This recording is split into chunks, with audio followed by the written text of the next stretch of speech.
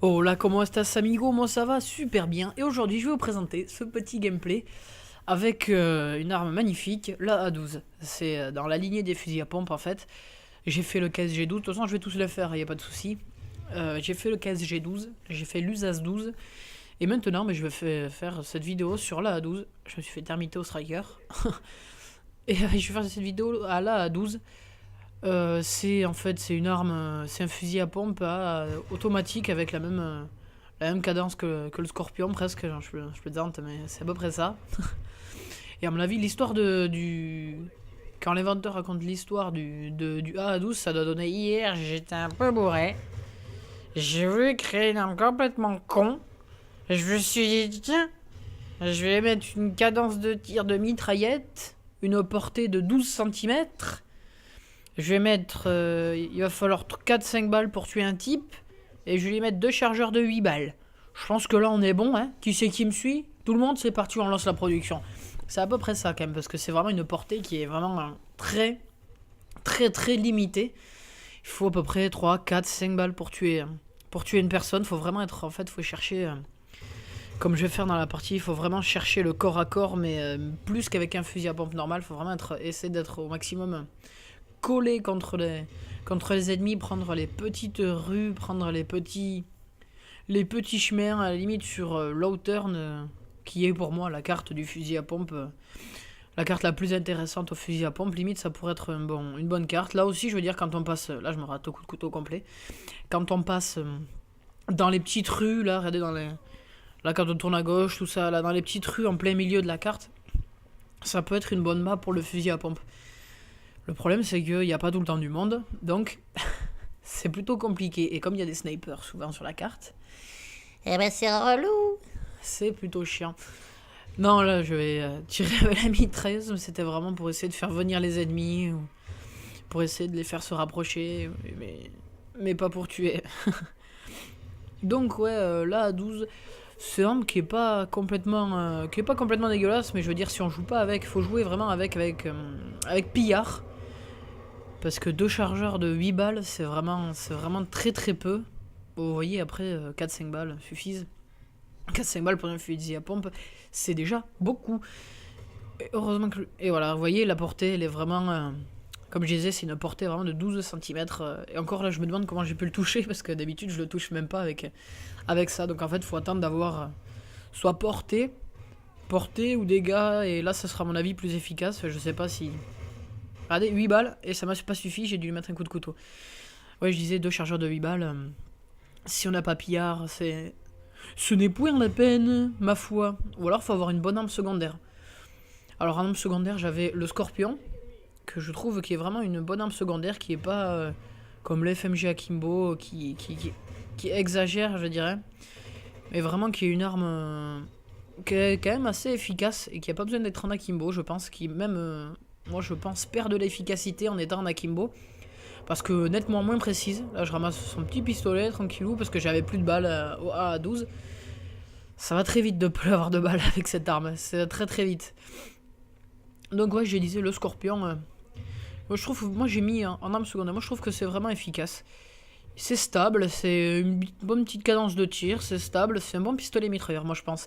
Je pense qu'il est nettement plus précis et plus efficace que... Vous voyez, c'est quand même assez efficace, nettement plus efficace que le FMG tout seul. Bon, nettement moins efficace. Après, je sais pas si c'est pas au final plus efficace que le FMG Akimbo, presque. Parce que je veux dire, avec le FMG Akimbo, si on est tout près, ça marche. Mais si on est un peu plus loin et puis on perd en précision, je sais pas, non, c'est peut-être... Non, quand même, c'est quand même moins efficace parce que c'est moins... C'est quand même un peu moins abusé. Mais vraiment, moi c'est une arme secondaire que je vous conseille. Ou alors mettez complètement le Stinger pour faire... si dans votre équipe, vous pouvez devenir le ferrailleur. D'ailleurs, moi je trouve qu'on devrait toujours avoir dans l'équipe un ou deux, enfin même presque 2 par partie de ferrailleurs. Parce que un ferrailleur, s'il y a, comment ça s'appelle, un mitrailleur d'osprey. Un mitrailleur d'osprey, il faut 3 Stingers pour tuer un type. Et voilà, les hitmarkers avec le mitraillage hélico. Voilà, l'osprey, il faut 3 stingers, donc je veux dire, si vous êtes tout seul, ben, vous êtes comme un con, tout simplement. Petite assistance. Donc ouais, je pense qu'il faut au moins 1 ou 2 ferrailleurs dans les équipes. Après, moi, ça m'arrange quand il n'y a pas de ferrailleurs. Ça, je me fais pas descendre mes hélicos, c'est très bien.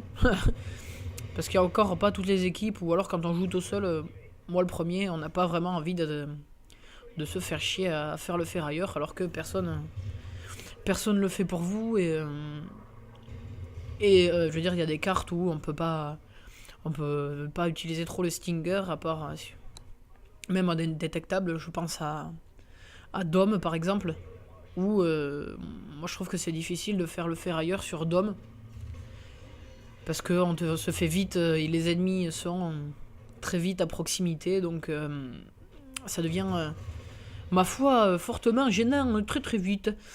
Après, faut vraiment être. Moi, je me mets, quand je suis sur ma classe ferrailleur, MP7 Stinger, MP7 chargeur grande cap Stinger, je me mets en indétectable.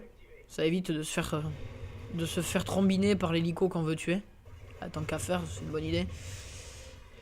Là, il a eu une bonne portée, le A12, mais c'est vraiment très rare. C'est vraiment très rare. Je crois que c'est d'ailleurs c'est les 2 seuls gros problèmes, quoi. Je veux dire, du A12, c'est vraiment la capacité du chargeur et la portée, quoi. Mais bon, je veux dire, déjà qu'on a un fusil à pompe qui fait mitraillette complètement, on va pas non plus lui demander d'être complètement parfait. Je veux dire, sinon, ça serait comme... Ah, et là, je me fais fumer parce que j'avais plus de balles dans mon scorpion. J'aurais dû recharger entre les deux parce qu'il m'avait pas vu. Et donc, ouais... Donc faut vraiment jouer avec Pillard. Si on veut jouer à la 12, c'est Pillard. Et donc ouais, je disais, s'il n'y avait pas ces désavantages, ce serait une arme très vite cheatée et qui serait comme le striker quand certains l'utilisent. Ce serait vraiment de suite très légèrement abusé. Donc la partie touche à sa fin. En tout cas, j'espère que ce petit gameplay vous a plu à la A12.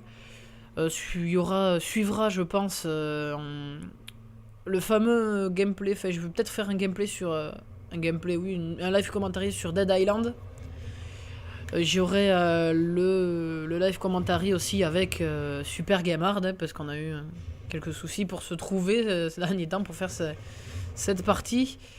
Et aussi tous les fusils à pompe qui vont suivre, je pense.